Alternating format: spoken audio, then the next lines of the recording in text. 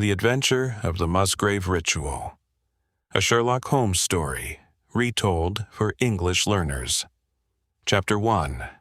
The Relics in the Tin Box. Sherlock Holmes was a very untidy man to live with. He kept his cigars in a coal bucket, his tobacco in the toe of a slipper, and he liked to practice shooting his pistol at the living room wall. One winter evening, I remarked that Holmes should really organize his papers. With a sad smile, he went to his room and returned carrying a large tin box. From the bottom, he took out a small wooden box.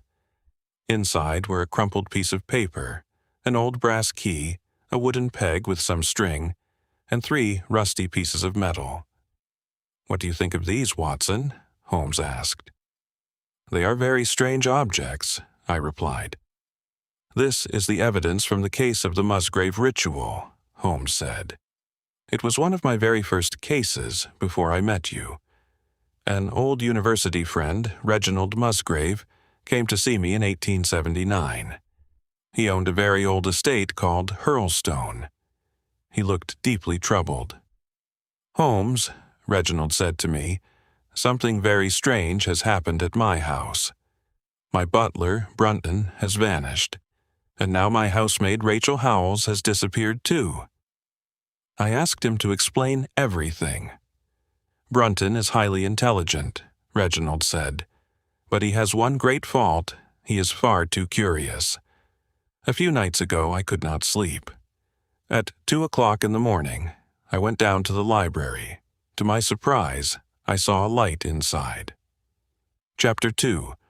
A Disappearance and a Discovery. Holmes continued his story.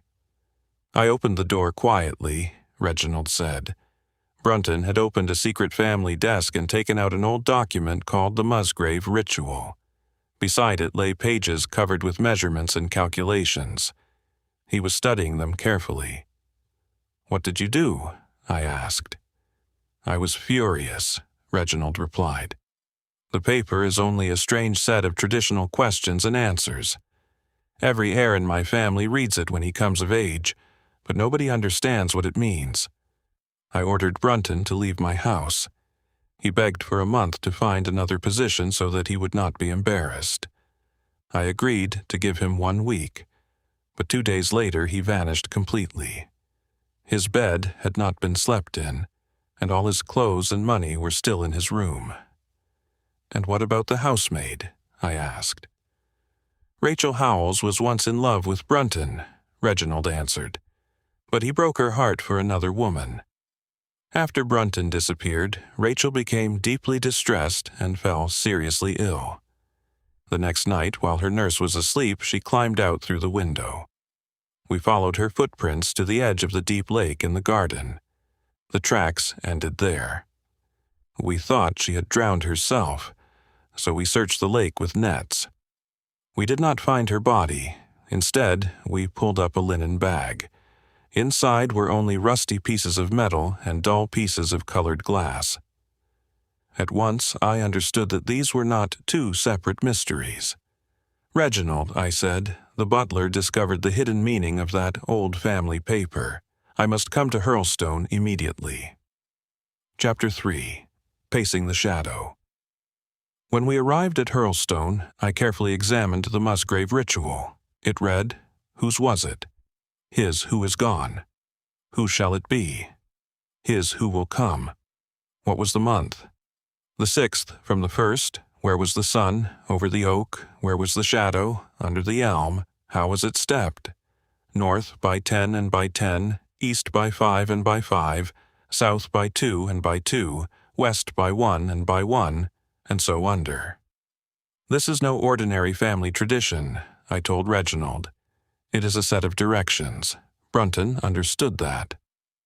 "But the old elm tree was struck by lightning and cut down 10 years ago," Reginald said. "Do you remember how tall it was?" "Exactly 64 feet." "Excellent. And the oak?" "It is still standing beside the house." To solve the puzzle, I needed to know the length of the elm's shadow. I placed a 6-foot fishing rod where the old elm had once stood.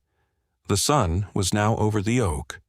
The rod cast a shadow exactly 9 feet long. I quickly worked out the answer. If a 6-foot rod made a 9-foot shadow, then a 64-foot tree would have cast a shadow 96 feet long.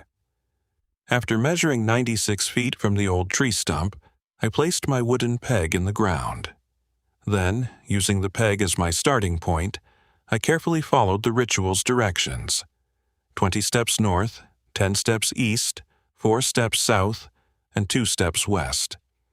The final steps led us through a doorway and into the dark stone cellar beneath the oldest part of the house. Chapter 4. The Mystery Solved. The cellar floor was made of heavy stone slabs. I noticed that the old logs stored there had recently been moved aside.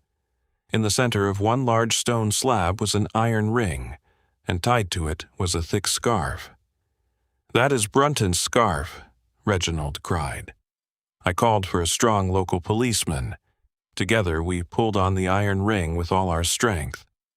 Slowly, the heavy stone lifted. We propped it open with the logs. A cold stream of air rose from the opening. None of us spoke. I raised my lantern and looked down. At the bottom of the square chamber stood an old wooden chest, open and empty. Beside it knelt Brunton. He had been trapped there with no way to escape. "Good heavens," Reginald whispered. "Let us reconstruct what happened," I said. Brunton solved the ritual, but the stone was too heavy for one man to lift and hold open. He needed someone to help him. He persuaded Rachel Howells to assist him, perhaps by making her believe that he still loved her. Brunton climbed down into the chamber and handed the linen bag up to Rachel. Then something happened. Perhaps the wooden support slipped by accident, or perhaps Rachel suddenly remembered how Brunton had broken her heart.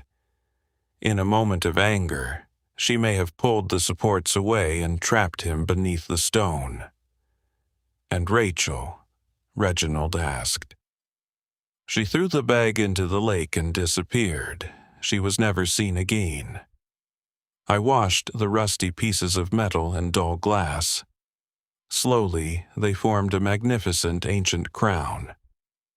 "Reginald," I said, "during the troubled days of the English Civil War, your ancestor Sir Ralph Musgrave hid the ancient crown of the English kings.